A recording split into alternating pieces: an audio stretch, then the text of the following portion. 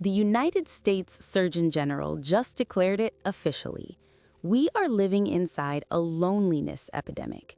1 in 4 adults says they feel completely cut off, isolated, invisible, alone. But not you. You looked at your phone, you saw their name, and you made a decision. Not today, not anymore. And here is the part that nobody talks about. You do not feel lonely. You do not feel broken. You have never in your entire life felt more at peace. So when did this start? When did you become the person who walks away and never looks back? Because you were not always like this. There was a version of you that answered every call. The friend who picked up at 2 in the morning without hesitation. The family member who kept everyone together, absorbed every fight, smoothed every tension. The partner who carried other people's pain like it was your personal responsibility. You were the one they called when everything fell apart. And every single time, you answered. You sat through the same conversations, gave the same advice, watched them ignore it, watched them come back, and you gave again and again, until one day something inside you quietly shifted. You did not pick up the phone, and the world did not end. It just got quieter. That moment was not weakness. That moment was not you giving up.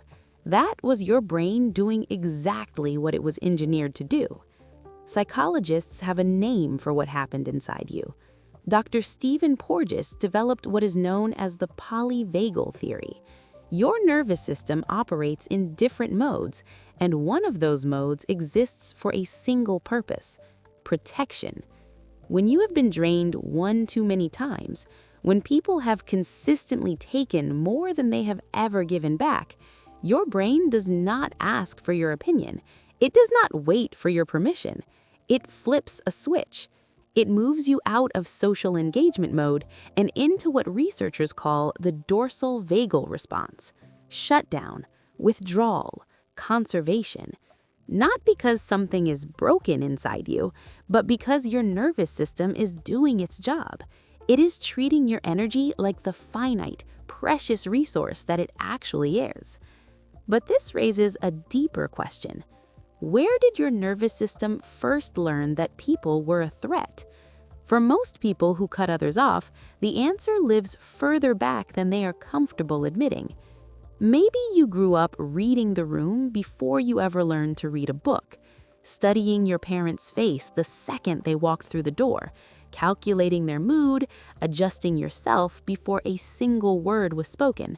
Because in your home, one person's emotional state could change the entire atmosphere of the house in seconds. Psychologist Murray Bowen called this pattern emotional cutoff. It is what happens when a child slowly learns that closeness always comes with a cost, that love and unpredictability are never sold separately. So you adapted. You became the one who could feel tension before anyone spoke it. The one who understood at a very young age that the safest place was often alone.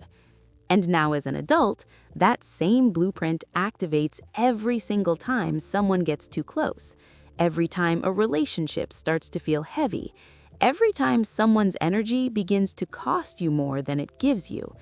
This is not a character flaw. This is a survival map your younger self drew when they had no other options.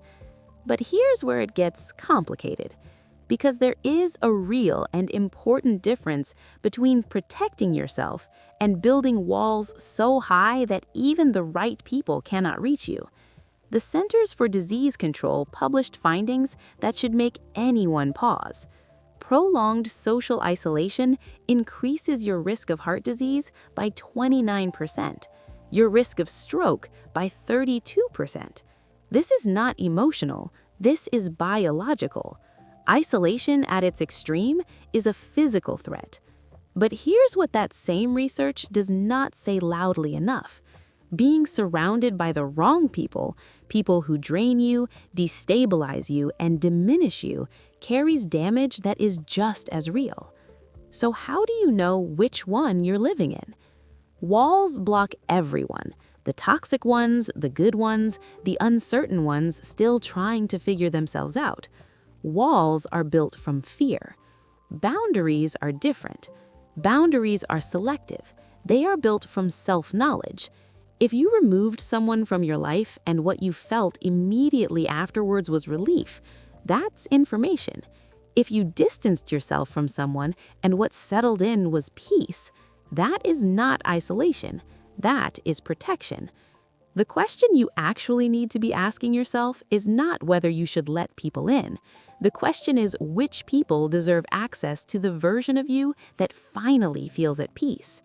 And if you're being honest with yourself right now, you already know who those people are. You've been watching. You've been taking notes for years. Here's something fascinating about the way your mind works. You don't cut people off randomly. You don't wake up one morning and decide to burn everything down for no reason. You do it because somewhere along the way, you became extraordinarily good at recognizing patterns. That friend who only ever calls when they need something, you spotted it by the second month. That family member whose compliments always arrive wrapped in conditions, you learned their rhythm years before you ever named it. That person who floods you with attention and then vanishes without explanation, you saw the cycle before it even completed itself the first time. A 2023 study published in Nature Neuroscience found something remarkable. People who experienced early emotional stress developed significantly heightened activity in the brain's threat detection regions. Your brain did not just survive those early experiences, it evolved because of them. Researchers at the University of Iowa discovered that the frontal lobe, the region responsible for complex social decision-making, works at an accelerated level in people with this kind of background. You are not paranoid. You are not too sensitive. You are not reading too much into things. You are processing social information at a depth that most people never even access. That quiet feeling you get when something is off about a person before you can explain why, that internal signal that fires before your conscious mind catches up, that is not anxiety. That is not overthinking. That is thousands of hours of lived experience compressed into an early warning system that your mind built specifically to protect you. And when that system tells you this person will cost you more than they will ever give you, you have learned to listen. So no, you are not lonely. You are not broken. You are selective, and there is an enormous difference. Society has spent a long time trying to label people like you. Isolated, withdrawn, cold, antisocial, emotionally unavailable. Every single one of those words carries the same hidden assumption that something is missing from you, that you are incomplete without constant connection, that a full life is measured by how many people have access to it. But there is a word that fits far better than any of those: solitude. And solitude is nothing like loneliness. Loneliness is the ache of wanting connection that isn't there. Solitude is the quiet satisfaction of peace that you deliberately chose. You are not sitting alone wishing your phone would ring. You are sitting inside your own space, finally able to hear yourself think without someone else's noise filling every corner of your mind. Your phone is silent, and that silence does not feel rejection. It feels relief. The people who don't understand this will tell you that you're running away from something, that your distance is fear dressed up as preference, that one day you will regret the relationships you let go. But you know what's actually true. You are not running away from anything. You are running towards something, toward stillness, toward clarity, toward a version of yourself that only seems to exist when the chaos finally stops. That is not isolation. That is sanctuary. And if you're watching this right now, quietly wondering whether something is genuinely wrong with you, I need you to hear this next part clearly. There is nothing wrong with you. You are not cold. You are not heartless. You are not someone who is incapable of love or depth or real connection. You are someone who learned through experience that cost you something real, that not every person who wants access to your life deserves it. And instead of allowing that lesson to turn you bitter, instead of letting it harden you into someone who trusts no one and feels nothing, you made a different choice. You chose to protect your peace, to guard your energy the way it always deserved to be guarded, to build a life that feels steady and gentle instead of loud and chaotic. That is not weakness dressed up as strength. That is one of the quietest and fiercest decisions a human being can make. So, where do you go from here? Harvard University ran a study on human happiness that lasted 75 years. 75 years of following real people through real lives, tracking what actually determines whether someone ended up fulfilled or empty by the end of it all. And after decades of data, the answer was not complicated. It was not about how many people you had in your life. It was never about the size of your circle. It was about the quality of the people inside it. Whether they actually saw you, whether they actually stayed. So if your circle is small right now, if the list of people you genuinely trust could fit on one hand, that is not a sign that you are failing at life.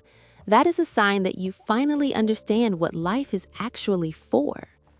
If this felt like something you needed to hear today, leave a comment below. Tell me where you are in this. I read every single one. And whatever you do next, protect your peace.